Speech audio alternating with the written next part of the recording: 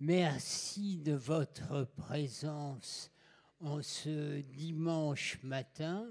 Nous allons reprendre nos réflexions et partages avec la keynote de David Colomb sur la guerre de l'information. David Colomb est un de nos meilleurs spécialistes à la fois de la communication, de la persuasion, de la propagande, de l'information, des guerres de l'information. Il est enseignant-chercheur à Sciences Po et comme il est historien de formation, il a une vision globale parce qu'il pense le temps long et il pense ensemble les questions religieuses, politiques, culturelles, les rapports sociaux, les rapports à la technique et les rapports géopolitiques.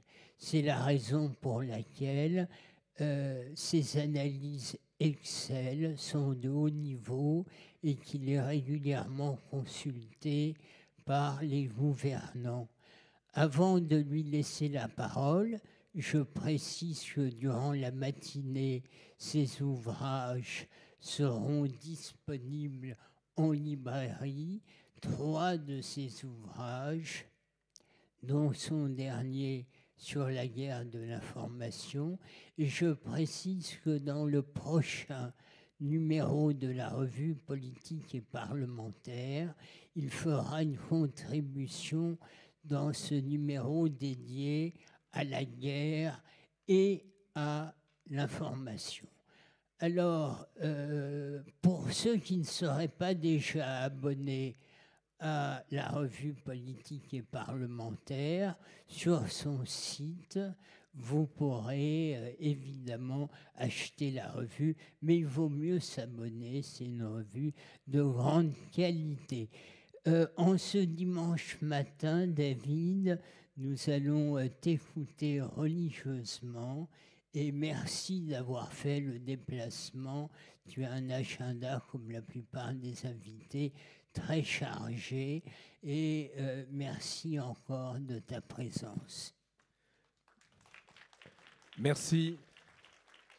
Merci, cher Stéphane, pour ces mots très chaleureux d'accueil. J'ai conscience d'avoir fort à faire en matière de concurrence, puisque nous avons la messe, le beau temps et le marché, les embouteillages peut-être. Non, je n'en ai pas croisé. Non, je n'en ai pas vu. Je vais vous parler d'un sujet qui est un sujet d'actualité. Je dois féliciter les organisateurs pour le nez qu'ils ont eu il y a bien 6 mois, puisque le 15 février dernier, le Quai d'Orsay, le ministère des Affaires étrangères, a déclaré, je cite, que la Russie mène contre la France une stratégie assumée et coordonnée de guerre de l'information. Et c'est précisément de guerre de l'information dont je vais vous parler.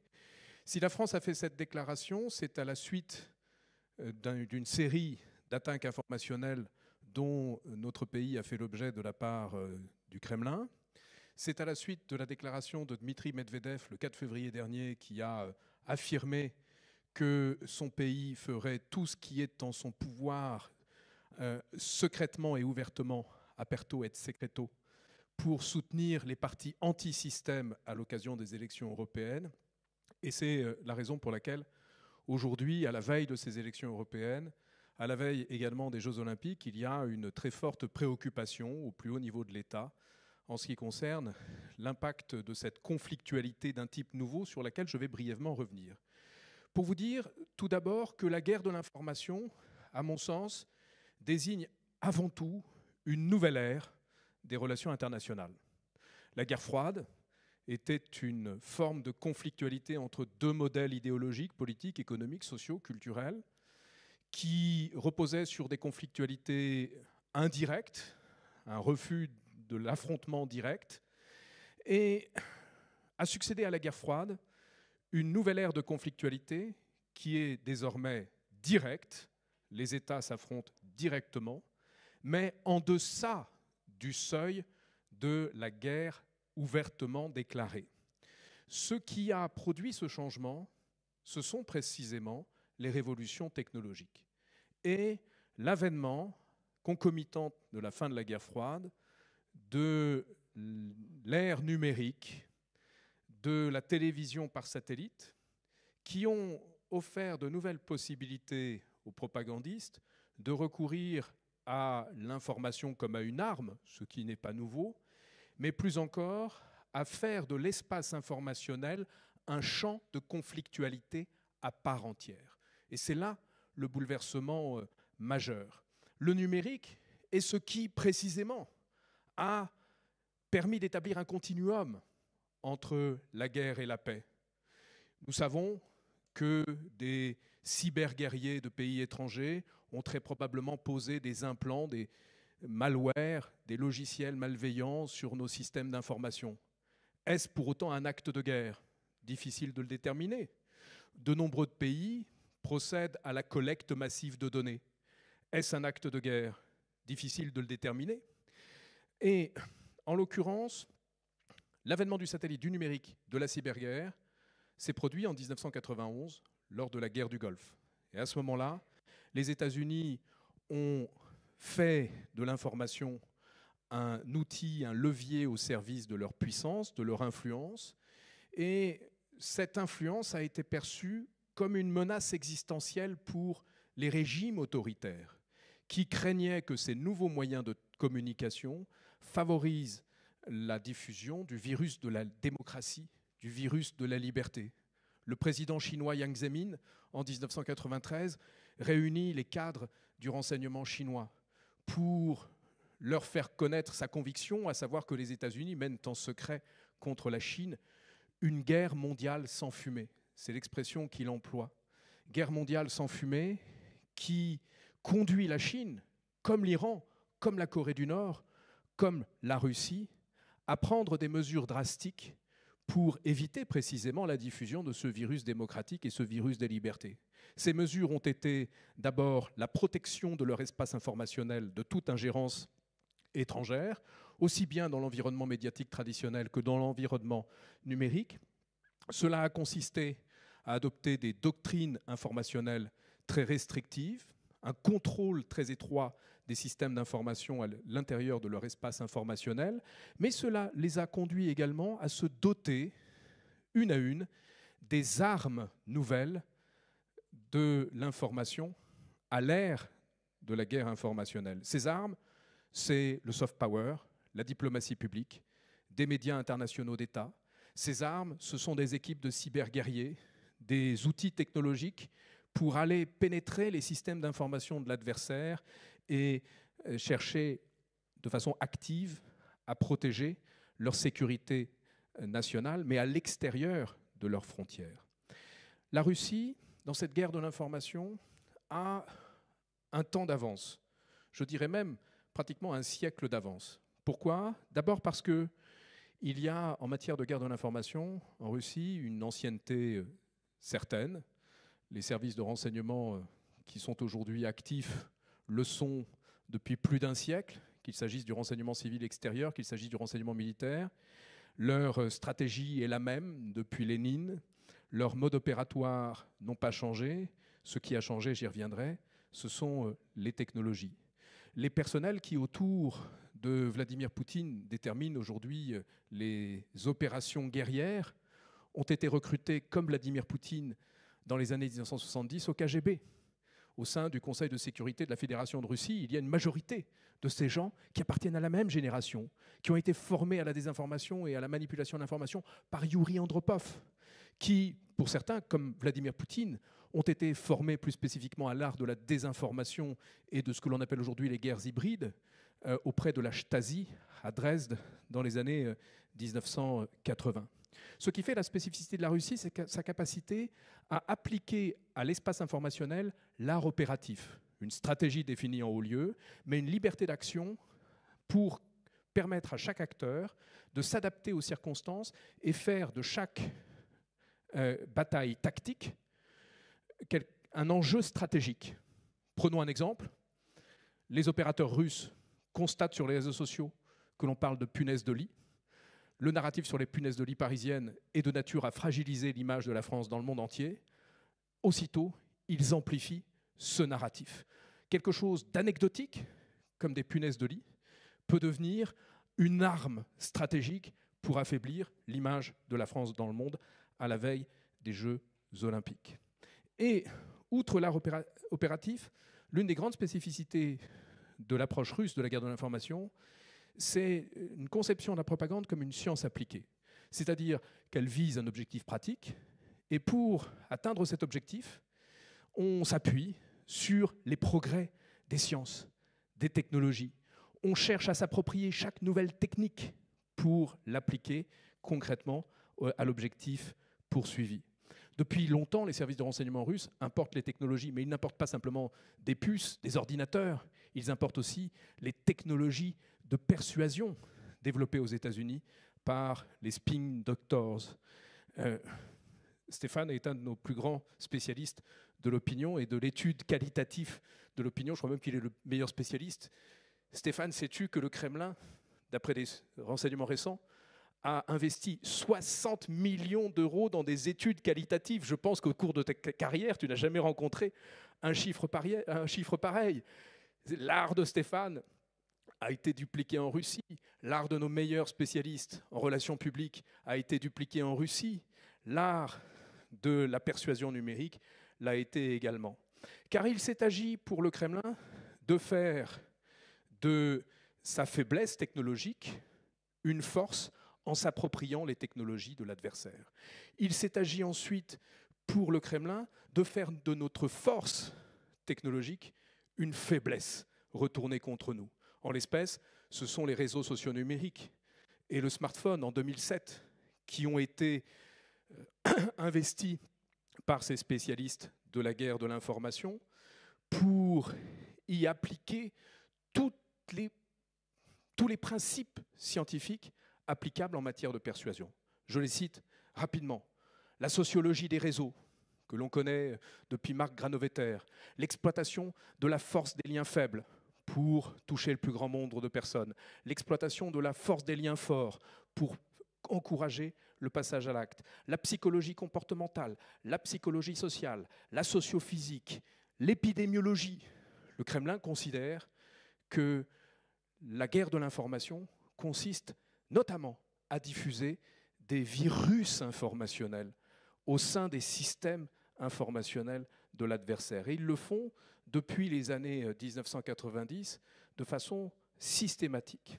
Concrètement, ces dernières années, cela s'est traduit par la réappropriation par les services de renseignement russes des avancées technologiques, si j'ose les qualifier ainsi, de Cambridge Analytica, avec en particulier la technique du micro-ciblage comportemental appliquée à un type de personnalité extrême que l'on appelle les personnalités de la triade sombre, qui sont à la fois machiavéliens, psychopathes et narcissiques. Statistiquement, il y a une très faible probabilité pour qu'il y en ait dans cette salle, mais à l'échelle des milliards d'utilisateurs de TikTok et d'Instagram, il y a de quoi remplir plusieurs stades de France.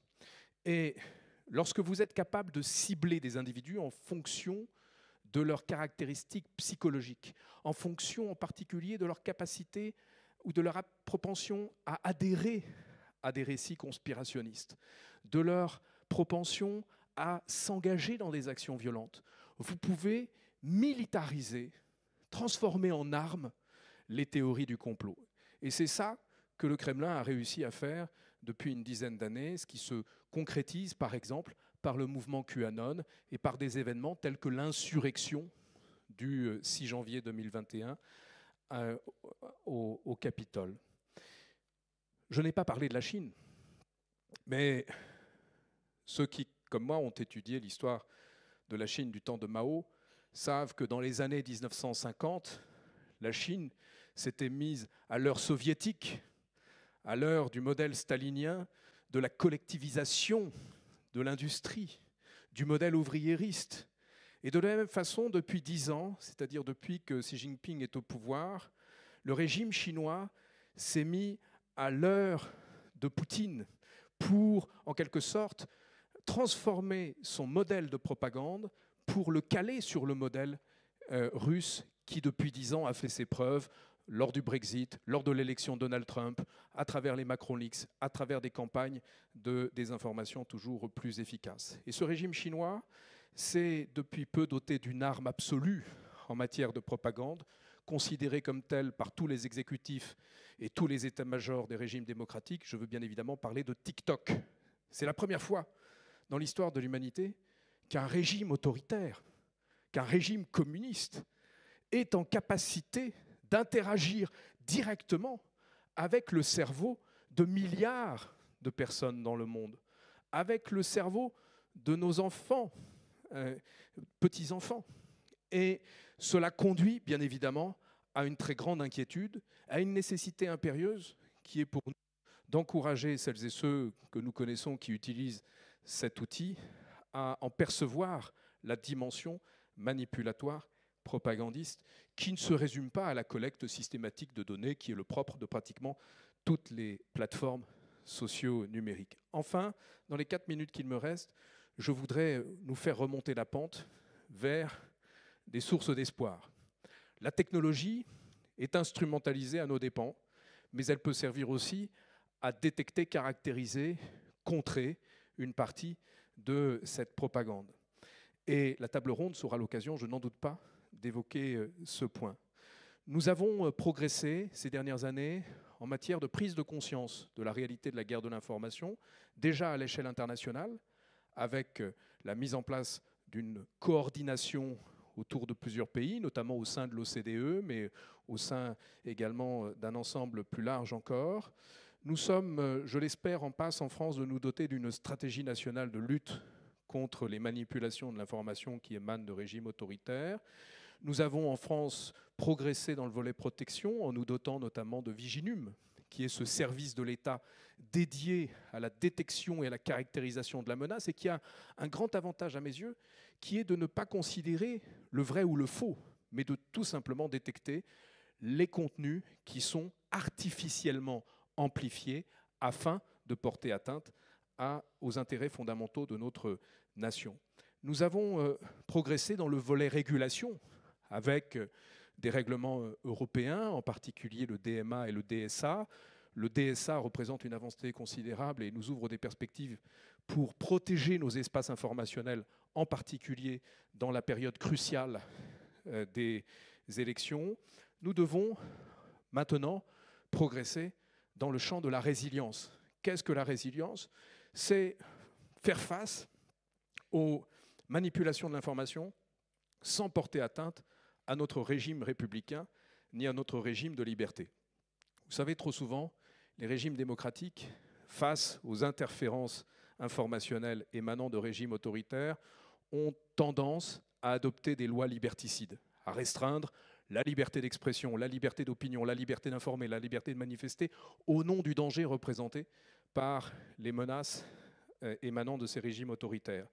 Certains pays nous ont montré que l'on peut faire face avec succès à cette guerre de l'information menée par des régimes autoritaires sans jamais porter atteinte au régime de liberté. C'est le cas par exemple de la Finlande, qui, des pays de l'OCDE, est le pays où la confiance dans les institutions politiques, dans les médias est la plus élevée, tandis que la France est tout au bas du classement, malheureusement pour l'instant. Et pourquoi est-ce que la Finlande et d'autres pays ont réussi ? C'est parce qu'ils ont conçu une approche de défense informationnelle qui est au fond une défense psychologique de la population. Si nous considérons, par exemple, que nos adversaires s'emploient à instrumentaliser les technologies numériques pour diffuser des virus cognitifs, des virus psychologiques, nous pouvons concevoir d'appliquer l'immunologie au champ cognitif et concevoir une immunologie cognitive qui s'appuie sur une éducation à l'échelle de ces réseaux sociaux aux enjeux de la désinformation, à la conception d'outils novateurs pour protéger nos esprits et ceux de nos enfants des techniques de manipulation dont nous pouvons faire l'objet.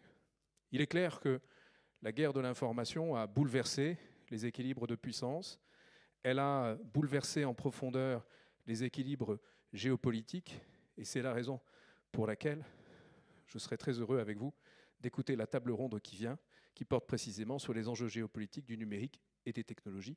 Je vous remercie.